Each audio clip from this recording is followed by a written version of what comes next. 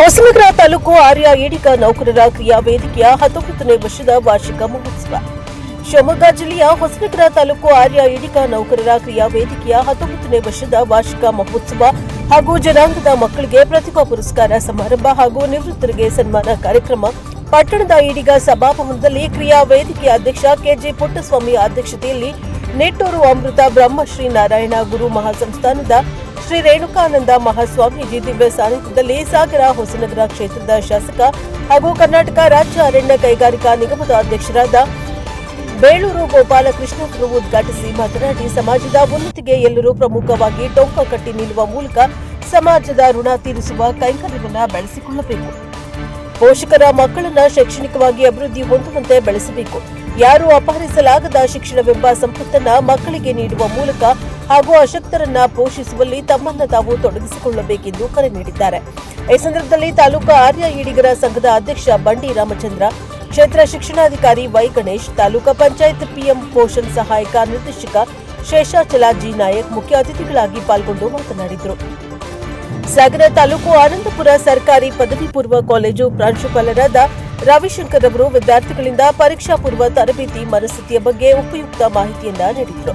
ಕ್ರಿಯಾ ವೇದಿಕೆ ಕಾರ್ಯದರ್ಶಿ ಎರೆಪಿಸು ಸ್ವಾಗತಿಸಿದರು. ಪ್ರದೀಪ ಕಾರ್ಯಕ್ರಮ ನಿರೂಪಿಸಿದರು. ಕರೆಗೆರೆಸು ರಾಘವೇಂದ್ರ ವಂದಿಸಿದ್ದಾರೆ. ಬ್ಯೂರೋ ರಿಪೋರ್ಟ್ ಎನ್ಕೆಎಸ್ ಟಿವಿ4 ಶಿವಮೊಗ್ಗ. ಮಕ್ಕಳಲ್ಲಿ ಓದುವಂತ ಹಂಬಲ ಇದೆ. ಹಿಂದಿನ ನಮ್ಮ ಕಾಲದ ಓದು ಬೇರೆ, ಇವತ್ತಿನ ಓದು ಬೇರೆ. ಇವತ್ತಿನ ಮಕ್ಕಳ ಶಿಕ್ಷಣ ಯಾವ ಮಟ್ಟಕ್ಕಿದೆ ಅಂತ ಹೇಳಿದ್ರೆ, ನಾವು ಕೊಡೋಕ್ಕಿಂತ ಮುಂಚೆನೇ ಅವರು ಇವತ್ತು ಅಷ್ಟು ಚೆನ್ನಾಗಿ ರಿಸಲ್ಟಲ್ಲಿ ಬರ್ತಾರೆ. ಇವತ್ತು ಸರ್ಕಾರಿ ಶಾಲೆಯಲ್ಲಿ ಸುಮಾರು 18-20 ಶಾಲೆಯಲ್ಲಿ ಇವತ್ತು 100% ಬರ್ತದೆ ಅಂದರೆ ಇದ್ದೇವೆ, ಯಾವುದೇ ಜಾತಿ ಇರ್ಬೋದು, ಇವತ್ತು ಆ ಮಕ್ಕಳಲ್ಲಿ ಹಂಬಲ ಇದೆ, ಓದಬೇಕನ್ನುವಂಥ ಕನಸಿಟ್ಟಿಕೊಂಡಿದ್ದಾರೆ. ಹಾಗಾಗಿ ಅವರ ಶೈಕ್ಷಣಿಕ ಪ್ರಗತಿಗೆ ನಾವೆಲ್ಲರೂ ಸಾಕ್ಷಿ ಹಾಕಬೇಕು. ಇವತ್ತು ನೌಕರ ಸಂಘರು ನೀವೆಲ್ಲ ಇವತ್ತು ನೌಕರರಾಗಿ ಇವತ್ತು ಟೀಚರ್ ಆಗಿರ್ಬೋದು ಅಥವಾ ಬೇರೆ ಬೇರೆ ಹುದ್ದೆಗಳನ್ನು ನೀವು ಅಲಂಕರಿಸಿರ್ಬೋದು. ಆದರೆ ಸಮಾಜ ಅಂತ ಬಂದಾಗ ಸಮಾಜದ ಹಿಂದುಳಿದ ವರ್ಗದ ಮಕ್ಕಳು ಯಾರಾದರೂ ಶೈಕ್ಷಣಿಕ ಪ್ರಗತಿಯಲ್ಲಿ ಸಾಧನೆ ಮಾಡಿದಂಥ ಸಂದರ್ಭದಲ್ಲಿ ನನ್ನಿಂದ ಸ್ವಲ್ಪ ಸಹಕಾರ ಇರಲಿ, ನಮ್ಮ ಸಮಾಜದ ಹುಡುಗ ಕಡು ಬಡತನದಲ್ಲಿ ಇದ್ದಾನೆ, ಅವನನ್ನು ಮೇಲೆತ್ತುವಂಥ ಕೆಲಸವನ್ನು ನೀವುಗಳು ಮಾಡಿದರೆ ಈ ಸಮಾಜ ಮತ್ತೊಂದಿಷ್ಟು ಗಟ್ಟಿತನವನ್ನು ತಾಗುತ್ತೆ. ಇದು ಬೇಕಾಗಿದೆ ಅಷ್ಟೇ. ಗುರು ಸಾಧನೆ ಮಾಡುವಂಥ ಗುರುಗಳು ಇವತ್ತಿದ್ದಾರೆ. ಅವರ ಮಾರ್ಗದರ್ಶನದಲ್ಲಿ, ಅವರ ಸಹಕಾರತ್ವದಲ್ಲಿ ಇಡೀ ನಮ್ಮ ಜಿಲ್ಲೆಯಲ್ಲಿ ಅವರು ಏನು ಓಡಾಡಿ ಇವತ್ತು ಸಮಾಜದ ಗಟ್ಟಿತನವನ್ನು ಮಾಡಿದ್ದಾರೆ. ಅದೇ ರೀತಿ ನಾವು ಸಹ ಸಮಾಜದಲ್ಲಿ ಹುಟ್ಟಿದ ಮೇಲೆ ಒಂದಿಷ್ಟು ನಾವು ಆ ಸಾಧನೆಗಳನ್ನು ನಾವು ಮಾಡಬೇಕಾಗತ್ತೆ. ನೌಕರ ಆದ ತಕ್ಷಣ ನಾವು ಇಲ್ಲಪ್ಪ ನಮಗೂ ಸಮಾಜಕ್ಕೆ ಏನು ಸಂಬಂಧ ಅನ್ನೋ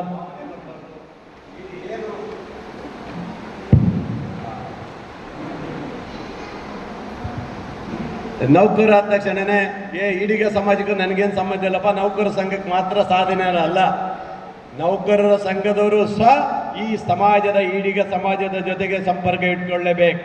ಇದು ನಮ್ಮ ಸಮಾಜದ ಗಟ್ಟಿತನಕ್ಕೋಸ್ಕರ, ಸಮಾಜದ ಬೆಳವಣಿಗೆಗೋಸ್ಕರ ಇವತ್ತು ಇಡೀ ಈ ಹೊಸನಗರ ಕ್ಷೇತ್ರದಲ್ಲಿ ರಾಮಚಂದ್ರ ಅವರ ಅಧ್ಯಕ್ಷತೆಯಲ್ಲಿ ಒಂದು ಸುಂದರವಾದಂಥ ಕಲ್ಯಾಣ ಮಂಟಪ ಬಂದಿದೆ ಅಂತ ಹೇಳಿದ್ರೆ ನಿಮ್ಮೆಲ್ಲರ ಸಹಕಾರ ಇದೆ, ನಿಮ್ಮೆಲ್ಲರ ಒಂದು ವ್ಯಕ್ತಿತ್ವದಲ್ಲಿ ಬಂದಿರುವಂಥದ್ದು. ನಾವೆಲ್ಲರೂ ಸಹಕಾರ ಕೊಡಬೇಕಾಗತ್ತೆ. ಸಮಾಜ ಅಂತ ಬಂದಾಗ ಅದು ಸ್ವಾಮೀಜಿಯವರ ನೇತೃತ್ವದಲ್ಲಿ ಕರೆ ಕೊಟ್ಟಂಥ ಸಂದರ್ಭದಲ್ಲಿ ನಾವೆಲ್ಲರೂ ಒಟ್ಟಾಗಿ ಈ ಸಮಾಜದ ಏಳಿಗೆಗಾಗಿ ಕೆಲಸ ಮಾಡುವಂಥದ್ದು ಆಗಬೇಕಾಗಿದೆ. ಪುಟ್ಟಸ್ವಾಮಿಯವರು ಅಧ್ಯಕ್ಷತೆ ಮಾಡಿಕೊಂಡು ಪಾಪ ಈಗ ಸುಮಾರು 19 ವರ್ಷ, ಒಂದಲ್ಲ ಎರಡಲ್ಲ, ಅಲ್ಲಿವರೆಗೆ ಯಾವ ಅಧ್ಯಕ್ಷ ಆಗಿದ್ರು ಪರವಾಗಿಲ್ಲ, ಅದು ಬೇರೆ. ಕೊರೋನಾ ಒಂದು ಬಿಟ್ಟಂತೆ 19 ವರ್ಷಗಳ ಕಾಲ ಈ ರೀತಿಯಾದಂಥ ಕಾರ್ಯಕ್ರಮವನ್ನು ಮಾಡಿ ಹೋಸರಿ ಬಂದಾಗ ಎಲ್ಲ ಭಾರಿ ಜನ ಸೇರಿದ್ರು. ಎಲ್ಲ ಅದು ರಿಪ್ಪನ್ಪೇಟೆಯಲ್ಲಿ ಇಲ್ಲ ಇದ್ದಾನೆ, ರಿಪ್ಪನ್ಪೇಟೆಯಲ್ಲಿ ಅದೇನು ವಿಶೇಷ, ಅಲ್ಲಿ ಜನ ಸೇರಿದ್ರಲ್ಲ. ಸಹಕಾರವನ್ನು ನಾವೆಲ್ಲರೂ ಸೇರಿ ಮಾಡಬೇಕಾಗುತ್ತೆ. ಸಮಾಜ ಅಂದಮೇಲೆ MLA, ಮಿನಿಸ್ಟ್ರು, ಮಂತ್ರಿ, ಮುಖ್ಯಮಂತ್ರಿ ಅನ್ನೋ ಪ್ರಶ್ನೆನೇ ಇಲ್ಲ. ಸಮಾಜ ಅಂತ ಬಂದಾಗ ನಾವೆಲ್ಲರೂ ಒಂದಾಗಿ ಹೋಗುವಂಥ ಕೆಲಸ ಆಗಬೇಕಾಗುತ್ತೆ. ಇವತ್ತು ಗಣೇಶ್ ಅವರು ಇಲ್ಲಿ BO ಆಗಿದ್ದಾರೆ ಅಂತ ಹೇಳಿದರೆ ಅವರ ಚಾಣಕ್ಯತನ, ಅವರ ಒಂದು ಕರ್ತವ್ಯ, ಅದರ ಮೇಲೆ ಇಲ್ಲಿ ಬಂದಿರ್ತಾರೆ. ಹಾಗಾಗಿ ಇದರಲ್ಲಿ ಯಾರ್ಯಾರು ನೌಕರು ನಮ್ಮಲ್ಲಿ ಇದ್ದಾರೋ ನನಗೇನು ಕಾಣಲ್ಲಪ್ಪ. ಒಟ್ಟಿನಲ್ಲಿ ನನಗೆ ಜಾತಿ ಇದು ಮಾಡಲಿಕ್ಕೆ ಬರೋದಿಲ್ಲ. ನಾನು ಈ ಸಮಾಜ ಎಲ್ಲ ಸಮಾಜದವರ ಸಹಕಾರತ್ವದಲ್ಲಿ ನಾವು ಒಬ್ಬ MLA ಆಗಿರ್ತೇನೆ.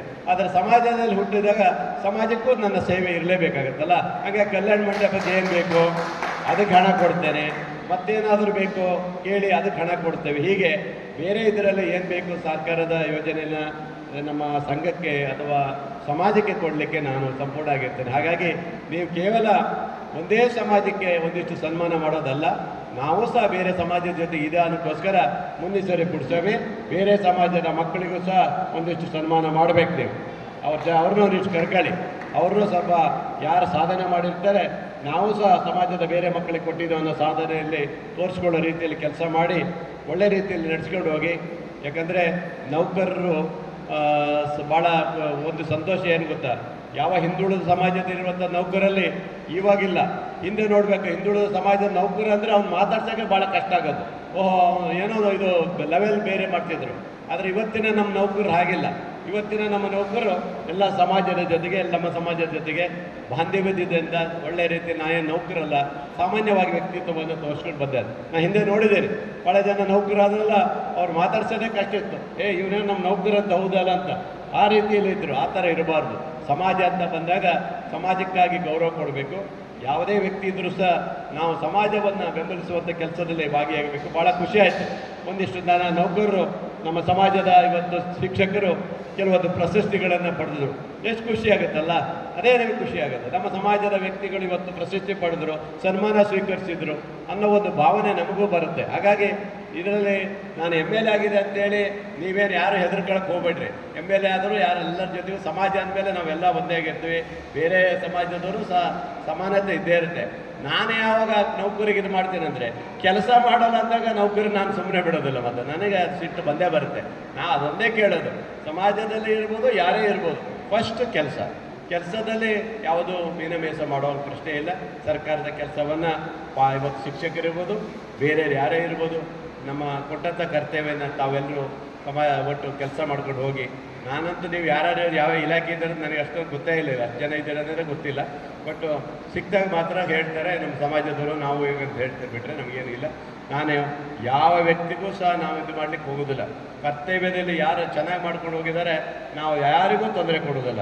ಯಾರು ಕ್ಷೇಮಾಭಿವೃದ್ಧಿ ಸಂಘದ ಒಂದು ಬ್ಯಾನರ್ನಲ್ಲಿ ಸಂಘಟನೆಯಲ್ಲಿ ಬಲವಿದೆ ಎನ್ನುವಂಥ ಒಂದು ವಾಕ್ಯ ನಾವೆಲ್ಲ ನೋಡ್ತಾ ಇದ್ದೀವಿ. ಸಂಘಟನೆ ಯಾಕೆ ಬೇಕು, ಸಂಘಟನೆಯ ಅವಶ್ಯಕತೆ ಏನು? ನಾವೆಲ್ಲ ಮನುಷ್ಯರಾಗಿ ಈ ಭೂಮಿಯ ಮೇಲೆ ಹುಟ್ಟಿ ನಮಗೆ ದೇವರು ಶಕ್ತಿಯನ್ನು ಕೊಟ್ಟಾಗ ಒಂದಷ್ಟು ಸಮಾಜಕ್ಕೆ, ಅಶಕ್ತರಿಗೆ, ಶೋಷಿತರಿಗೆ ಸಹಾಯ ಮಾಡುವಂತಹ ಗುಣವನ್ನು ಬೆಳೆಸ್ಕೊಳ್ಳಿಕ್ಕೆ, ಅವರ ಬದುಕಿಗೆ ಬೆಳಕನ್ನು ಕೊಡಲಿಕ್ಕೋಸ್ಕರವಾಗಿ ಒಂದು ಸಂಘಟನೆ ಬಹಳ ಅವಶ್ಯಕವಾಗಿ ಬೇಕಾಗ್ತದೆ.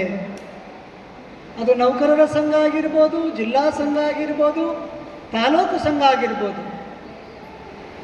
ಈ ಎಲ್ಲ ಸಂಘಗಳ ಉದ್ದೇಶ ಒಂದೇ, ಅಶಕ್ತರಿಗೆ ಶಕ್ತಿಯನ್ನು ತುಂಬುವಂಥದ್ದು, ನೋವಿನಲ್ಲಿರುವಂಥ ನೋವನ್ನು ಒರೆಸುವಂಥದ್ದು. ಈ ರೀತಿಯಾಗಿ ಹಲವಾರು ಸದುದ್ದೇಶಗಳನ್ನ ಇಟ್ಕೊಂಡು ನಾವೆಲ್ಲ ಒಗ್ಗಟ್ಟಾಗ್ತೀವಿ. ಈ ಭೂಮಿಯ ಮೇಲೆ ಬದುಕ್ತಾ ಇರುವಂಥ ಜೀವಿಗಳಲ್ಲಿ ಮನುಷ್ಯ ಶ್ರೇಷ್ಠವಾದಂಥ ಜೀವಿ. ಅವನಿಗೆ ಇಚ್ಛಾಶಕ್ತಿ ಇದೆ, ಕ್ರಿಯಾಶಕ್ತಿ ಇದೆ, ಬುದ್ಧಿಶಕ್ತಿ ಇದೆ. ಈ ಶಕ್ತಿ, ಈ ಮೂರೂ ಶಕ್ತಿಗಳು ಬೇರೆ ಯಾವ ಜೀವಿಗಳಿಗೂ ಇಲ್ಲ. ಆದರೆ ನಮಗಿಂತಲೂ ಶ್ರೇಷ್ಠವಾದಂಥ ಜೀವಿಗಳು ಪ್ರಾಣಿಗಳೇ. ನೀವು ಹೇಗೆ ಅಂತ ಕೇಳ್ಬೋದು. ಕಾಗೆಯೊಂದಗುಳ ಕಂಡರೆ ಕೂಗಿ ಕರೆಯದೆ ತನ್ನ ಬಳಗವ, ಕೋಳಿಯೊಂದು ಗುಟುಕು ಕಂಡರೆ ಕೂಗಿ ಕರೆಯದೆ ತನ್ನ ಕುಲವೆಲ್ಲವ. ಎಷ್ಟು ಚೆನ್ನಾಗಿ ಹೇಳಿದ್ದಾರೆ ನೋಡಿ. ಒಂದು ಸಣ್ಣ ಆಹಾರದ ತುಣುಕು ಸಿಕ್ಕರೆ ಕೋಳಿಯಾಗಲಿ ಕಾಗೆಯಾಗಲಿ ಎಲ್ಲ ಆ ಪಕ್ಷಿಗಳನ್ನು ಕರೆದು ಹಂಚಿಕೊಂಡು ತಿಂತವೆ. ಆದರೆ ನಾವೆಲ್ಲ ಮನುಷ್ಯರು ಮೂರು ಶಕ್ತಿಯನ್ನು ಹೊಂದಿ ಈ ಭೂಮಿ ಮೇಲೆ ಜೀವನವನ್ನು ಮಾಡ್ತಾ ಇದ್ದೀವಿ ಅಂದಾಗ ನಮ್ಮ ಮನಸ್ಸು ಆ ರೀತಿಯಾದಂಥ ಗುಣವನ್ನು ಬೆಳೆಸ್ಕೊಳ್ಳಿಲ್ಲ ಅಂದರೆ ಕಾಗೆ ಕೋಳಿಗಿಂತ ಕರಕಷ್ಟ ನಮ್ಮ ಜೀವನ. ಆ ದೃಷ್ಟಿಯಿಂದ ಇವತ್ತು ನಾವೆಲ್ಲ ಒಗ್ಗಟ್ಟಾಗಬೇಕು. ಸಮಾಜಗಳಲ್ಲಿ ಒಳ್ಳೇದು ಮಾಡಬೇಕು, ಈ ಭೂಮಿಯ ಮೇಲೆ ನಮ್ಮ ಹೆಸರು ಸಹ ಉಳಿಬೇಕು ಅಂದರೆ ನಾವು ಸಹ ಒಂದಷ್ಟು ಒಳ್ಳೆಯ ಕೆಲಸವನ್ನು ಮಾಡಿದ್ರೆ ಮಾತ್ರ ಈ ಭೂಮಿಯ ಮೇಲೆ ನಾವು ಶಾಶ್ವತವಾಗಿ ಉಳಿದುಕೊಳ್ಳಲಿಕ್ಕೆ ಸಾಧ್ಯ ಆಗ್ತದೆ. ಆ ದೃಷ್ಟಿಯಿಂದ ಇವತ್ತು ನೌಕರರ ಕ್ಷೇಮಾಭಿವೃದ್ಧಿ ಸಂಘದವರು ನಾರಾಯಣ ಗುರುಗಳ ಆಶಯವನ್ನು ಸಮಾಜದಲ್ಲಿ ಉಳಿಸಬೇಕು, ಬೆಳೆಸಬೇಕು ಎನ್ನುವಂಥ ಭಾವನೆಯನ್ನು ಇಟ್ಕೊಂಡು ಇವತ್ತು ಪ್ರತಿಭಾ ಪುರಸ್ಕಾರ ಕಾರ್ಯಕ್ರಮವನ್ನು ಹಮ್ಮಿಕೊಂಡಿದ್ದೀರಲ್ಲ, ಇದು ನಾರಾಯಣ ಗುರುಗಳಿಗೆ ಕೊಡುವಂಥ ಬಹುದೊಡ್ಡ ಗೌರವ ಅಂತ ನಾನು ಭಾವಿಸ್ಕೊಂಡಿದ್ದೀನಿ. 18ನೇ ಶತಮಾನದಲ್ಲಿ ಈ ಮನುಕುಲದ ಏಳಿಗೆ ಕೇವಲ ಶಿಕ್ಷಣದಲ್ಲಿ ಮಾತ್ರ ಇದೆ ಅಂತ ನಾರಾಯಣ ಗುರುಗಳು ಸಾರಿದ್ರು. ವಿದ್ಯೆಯಿಂದ ಸ್ವತಂತ್ರರಾಗಿ, ಸಂಘಟನೆಯಿಂದ ಬಲಿಯುತರಾಗಿ ಈ ಮನುಕುಲವನ್ನು ಮೇಲೆತ್ತಬೇಕು, ಪ್ರತಿಯೊಬ್ಬರು ಉತ್ತಮವಾದಂಥ ಜೀವನ ನಡೆಸಬೇಕು ಅಂದರೆ ಕೇವಲ ಶಿಕ್ಷಣದಿಂದ ಮಾತ್ರ ಸಾಧ್ಯ.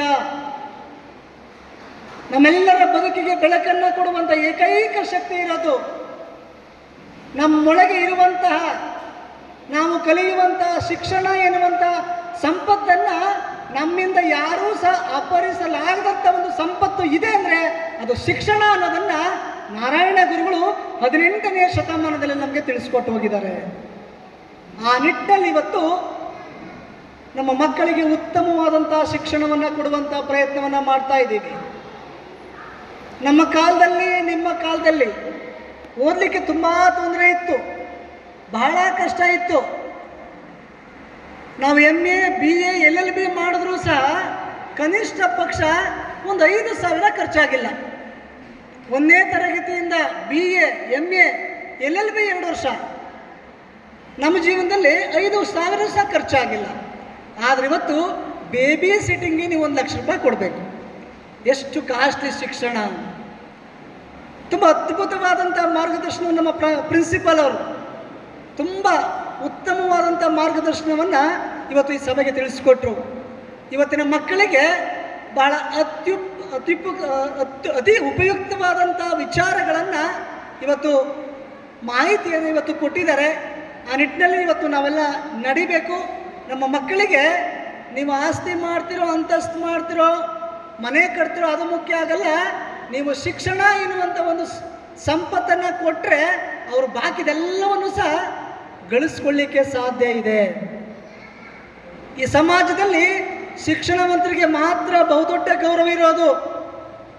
ಅದಕ್ಕೆ ಒಂದು ಕಡೆ ಹೇಳ್ತಾರೆ, ವಿದ್ಯಾ ಪ್ರಶಸ್ತ್ಯತೆ ಲೋಕೆ, ವಿದ್ಯಾ ಸರ್ವತ್ರ ಗೌರವ. ಈ ಜಗತ್ತಿನಲ್ಲಿ ಶ್ರೇಷ್ಠವಾದದ್ದು ವಿದ್ಯೆ. ಆ ವಿದ್ಯಾವಂತನಿಗೆ ಈ ಜಗತ್ತಿನ ಎಲ್ಲ ಕಡೆಯೂ ಸಹ ಗೌರವ ಇರ್ತದೆ.